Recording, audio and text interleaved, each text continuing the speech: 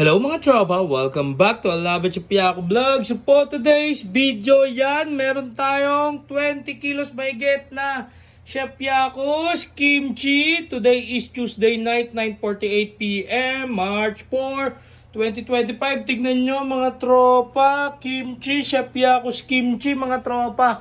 Yan, so may-ari na lahat yan mga tropa. Sorry sa mga order, sa next batch na kayo. PM Isdaki lang, 50 jar, bound to Kalamba. Yan, bukas natin ni jar, tapos 6 kilos. Bukas na rin sa suki nating restaurant, mga tropa. Kung gusto nyo maging reseller, minimum 10 jar, 110. Retail natin, 150, 160.